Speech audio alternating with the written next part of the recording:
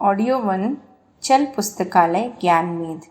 लेखक वेदमूर्ति तपोनिष्ठ पंडित श्रीराम शर्मा आचार्य। उत्कर्ष का आधार ज्ञान।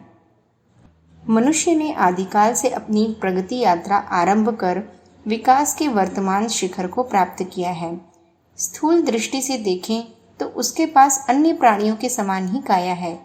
आकार प्रकार में भेद हो सकता है, किंतु वह अपने अंगों से वही कार्य लेता है जो प्रायः अन्य प्राणी भी लेते हैं।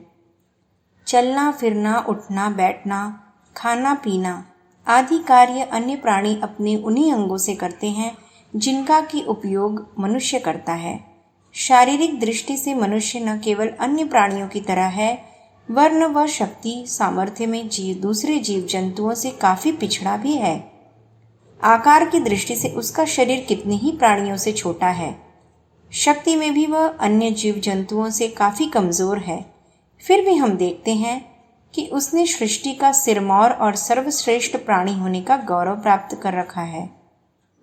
देखने में आता है कि मनुष्य को अन्य प्राणियों की तुलना में एक विशेष शक्ति मिली है जो दूसरे प्राणियों के पास नहीं है। वह शक्ति है बुद्धि। किंतु तथ्यों के आधार पर विवेचन किया जाए तो दूसरे कई प्राणियों को भी ऐसी बौद्धिक विलक्षणताएं प्राप्त हैं जिनकी मनुष्य कल्पना तक नहीं कर सकता। कुत्ता किसी चीज को सूंघकर ही उसे पहचान लेता है और उसे कभी नहीं भूलता। उसकी विश्लेषण शक्ति इतनी पैनी होती है कि एक बार किसी स्थान को सूंघकर ही वह उस स्थान पर आए व्यक्तियों को खोज निकालता है, वहां से संबंधित वस्तुओं को पहचान लेता है। बिल्ली अपनी विश्लेषणात्मक बुद्धि द्वारा अपने से संबंधित वस्तुओं को पहचान लेती है, अपना शिकार और भोजन ढूंढ लेती है तथा मनुष्य जैसे बुद्धिमान कहे जाने वाले प्राणी को भी चकमा देकर अभिष्ट वस्तु प्राप्त कर लेती है। बुद्धि मनुष्य को मिली है, यह बात ठीक है। मनुष्य की प्रगति यात्रा में भी वह सहायक बनी है, किंतु इसी कारण उसने प्रगति के वर्तमान स्तर को प्राप्त नहीं किया। यदि ऐसा ही होता तो वे प्राणी जिनको मनुष्य से अधिक बौद्धिक क्षमता और विश्लेषण शक्ति मिली है, वे उससे कहीं अधिक उन्नत होते, किंतु नहीं हो सके। मनुष्य की प्रगति और उत्कर्ष का एकमात्र कारण रहा है इसकी ज्ञान परंपरा का विकास। निस्संदेह ज्ञान परंपरा के विकास में बुद्धि की महत्वपूर्ण भूमिका रही है, किंतु अन्य जीव जंतु जिनमें बुद्धि भी विद्यमान है, ज्ञान परंपरा के अभाव में जहाँ के तहाँ ही रह गए। उनकी गतिविधियां प्राकृत आवेगों तक ही सीमित रह गई और मनुष्य ने बौद्धिक क्षमता को पैनी बनाने के साथ साथ ज्ञान परंपरा का विकास किया। फलस्वरूप वह सामान्य क्रियाकलापों को भी कलात्मक ढंग से अपनाने की विधि अपनाकर स्वयं को गरिमा मंडित कर सका। इस गौरव गरिमा का आधार ज्ञान परंपरा ही कही जा सकती है। उसके द्वारा ही उसने अपनी आदि प्रवृत्तियों का परिष्कार किया और अन्य जंतुओं की तुलना में स्वयं को श्रेष्ठ सिद्ध किया। ज्ञान परंपरा के विकास द्वारा ही मनुष्य ने अन्य जीव जंतुओं से अधिक सामर्थ्य अर्जित कर ली और स्वयं को उनसे विशिष्ट श्रेणी में बिठा सका। वैज्ञानिक प्रगति के संदर्भ में देखें तो पंख न होने पर भी उड़ान भरना और सबसे तेज उड़ने वाले पक्षियों को भी पीछे छोड़ देने वाले वायुयान तैयार कर पाना बुद्धि के द्वारा ही संभव हुआ है। कोई भी परिंदा अब तक पृथ्वी को छोड़कर अन्य किसी ग्रह तक नहीं पहुंच सका है, परंतु मनुष्य ने वह भी संभव बना लिया है।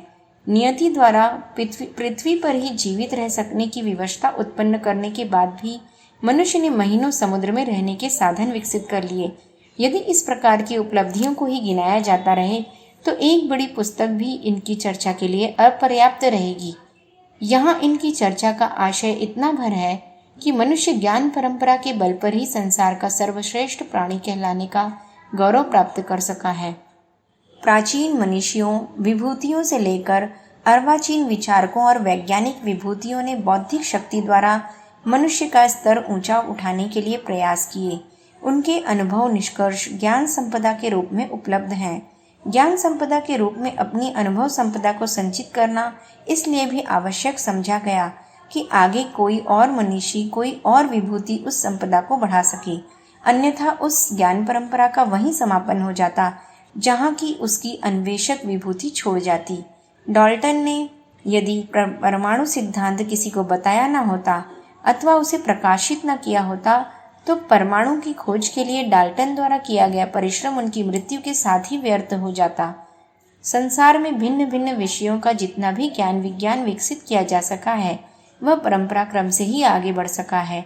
एक पीढ़ी यदि अगली पीढ़ी को अपना ज्ञान विरासत में न दे जाती, तो दूसरी पीढ़ी को आवश्यक विषयों की खोज पुनः आदि से प्रारंभ करनी पड़ती और सभ्यता संस्कृति का विकास जहाँ का तहाँ ही रह जाता। परंपरा से विकसित ज्ञान संपदा का लाभ भी प्रत्येक व्यक्ति उठा नहीं पाते। इसी कारण एक व्यक्ति का स्तर आकाश को छूता है तो दूसरे का गड्ढे में ही गिरा पड़ा रहता है। कारण कि मनुष्य के स्वरूप और स्तर को उन्नत करने वाली ज्ञान संपदा का संपर्क तो उसे मिल ही नहीं पाता। ज्ञान ही वह विशिष्ट संपदा है जिसके बल पर मनुष्य वर्तमान सभ्यता और समाज के साथ अपनी संगति बिठा सके। इस संपदा से वंचित व्यक्ति निर्धन व्यक्ति से भी दीनहीन जीवन व्यतीत करता रहता है। धन के अभाव में तो ज्ञान और विद्या के बल पर सीमित साधनों में भी सुरुचिपूर्ण ढंग से अपनी आवश्यकताओं को पूरा किया जा सकता है। उस आधार पर धनाभाव की समस्या के समाधान भी खोजे जा सकते हैं। किंतु ज्ञान से रिक्त व्यक्ति धन संपन्न होते हुए भी सभ्य और सुसंस्कृत जीवन नहीं बिता पाते।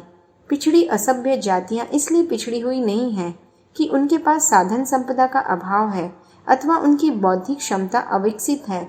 वस्तुतः उनके पिछड़ेपन का कारण ज्ञान की उपयुक्त दिशा का अभाव ही है। अन्यथा जिन दिशाओं में उन्होंने अपनी बौद्धिक शक्तियों को लगाया है, उस दिशा में चमत्कृत कर देने वाली प्रगति कर दिखाई है।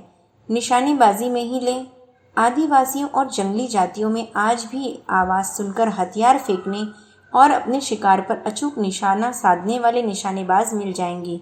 अफ्रीका की एक जाति में बुमरेंग शस्त्र का प्रयोग किया जाता है। वैसा शस्त्र उन्नत विज्ञान की सामर्थ्य होते हुए भी सभ्य जातियां आज तक नहीं बना सकी। उस शस्त्र से अपने शिकार पर फेंककर वार किया जाता है और उसमें कुछ ऐसी तकनीकी विशेषताएं होती हैं कि वह शिकार को मारकर वापस फेंकने वाले के पास पहुंच जाता है।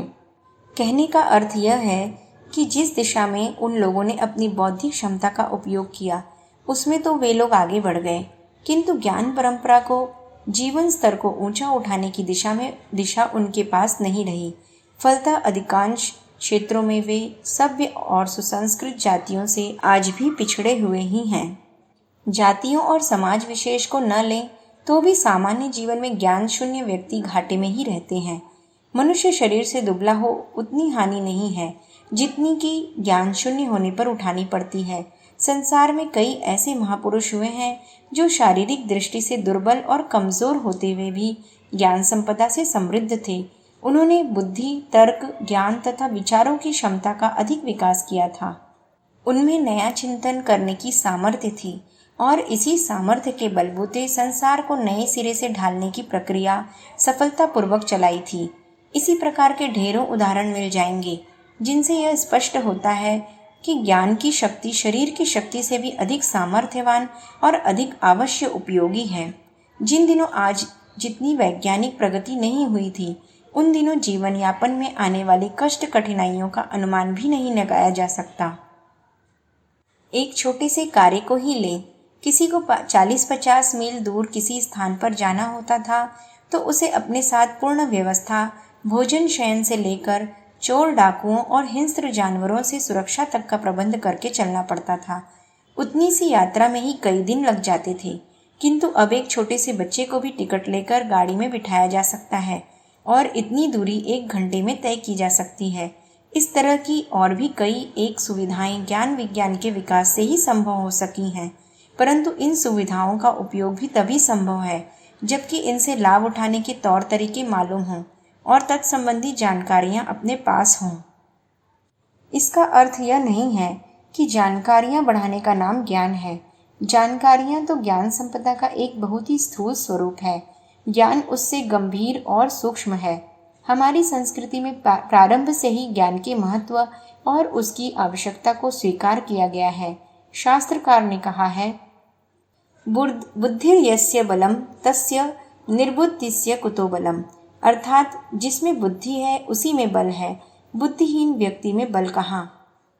और ज्ञान की तुलना में संसार की सभी निधियों को छोटा सिद्ध करते हुए कहा गया है, ज्ञानेन तुल्यो निधिरित नान्यम, अर्थात ज्ञान के समान अन्य और कोई निधि नहीं है। मनुष्य की बौद्धिक शक्ति ही उसके स्तर को ऊंचा उठाती है और वह शक्ति सक्रिय होती है। ज्ञानार्जन के लिए प्रयत्न करने से मनीषियों, विद्वानों और विभूतिवान महापुरुषों ने अपने परिश्रम और प्रयोगों का जो निष्कर्ष निचोड़ प्रस्तुत किया है, उससे लाभ उठाने के लिए अध्ययन, मनन, स्वाध्याय आदि की व्यवस्था बनाना ज्ञान साधना के अंतर्गत आ जाता है। इस ज्ञान साधना में प्रवृत्त होने से मनुष्य की बौद्धिक शक्ति, मानसिक प्रतिभा जागृत होती और उच्च स्तर की ओर अग्रसर होने लगती है। एक लौह चुंबक को छूकर जिस प्रकार कोई लोहे का टुकड़ा स्वयं भी चुंबकीय शक्ति से संपन्न हो जाता है, इसी प्रकार विचारों का ज्ञान संपदा का संस्पर्श प्राप्त कर मनुष्य की बौद्धिक चेतना भी सक्रिय और जीवंत होने लगती है। औसत स्तर के सभ्य नागरिकों का सा जीवन जीने के लिए भी व्यावहारिक विषयों का ज्ञान तो आवश्यक ही है। उस ज्ञान के अभाव में भी सामान्य कार्यों को संपन्न करना दूभर हो जाता है। सभ्य नागरिकों का सा जीवन जीने के लिए जिस स्तर के ज्ञान की आवश्यकता होती है, वह शिक्षा द्वारा प्राप्त होता है। यो शिक्षा का समग्र अर्थ मनुष्य की अंतर्निहित क्षमताओं का ही विकास है, परंतु वहाँ उसका अर्थ अक्षर ज्ञान से लेकर व्यवहार में आने वाले विषयों की जानकारियाँ प्राप्त करने तक ही समझना चाहिए। जिस ज्ञान के द्वारा जीवन में सर्वतोमुखी प्रगति की जा सके और सुख, आनंद व शांति प्राप्त की जा सके, वह शिक्षा से अधिक उच्च स्तर का है। लेकिन कई व्यक्तियों को तो प्राथमिक स्तर का ज्ञान, शैक्षणिक ज्ञान भी नहीं प्राप्त हो पाता और उसके अभाव में वे पिछड़े ढंग का जीवन व्यतीत करते रहते हैं। इसका कारण यही है कि लोगों को शिक्षा की आवश्यकता ही अनुभव नहीं होती, ज्ञान की उपयोगिता ही लोग नहीं पाते। किंतु जो विचारशील व्यक्ति हैं अथवा जीवन और समाज के प्रति थोड़ा भी सुलझा हुआ दृष्टिकोण रखते हैं, वे शिक्षा तथा ज्ञान के महत्व को स्वीकार करते हैं। मानवीय जीवन स्तर को ऊंचा उठाने के लिए आवश्यक है कि लोगों में शिक्षा के प्रति अभिरुचि जगाई जाए तथा उन्हें इस माध्यम से मानव जीवन को सुंदर समुन्नत बनाने के लिए प्रेरित किया जाए। तभी मनुष्य समाज की सर्वाधिक प्रगति संभव हो सकेगी। अन्यथा कुछ एक व्यक्ति ज्ञान संपन्न और विद्वान बन जाएं तथा शेष अशिक्षित और पिछड़े ही बने रहें, तो थोड़े से व्यक्ति जो शिक्षित और विद्वान हैं, निजी तौर पर कुछ विशेषताएं भले ही अर्जित कर लें, समाज का स्तर तो जहाँ का तहाँ ही रहेगा।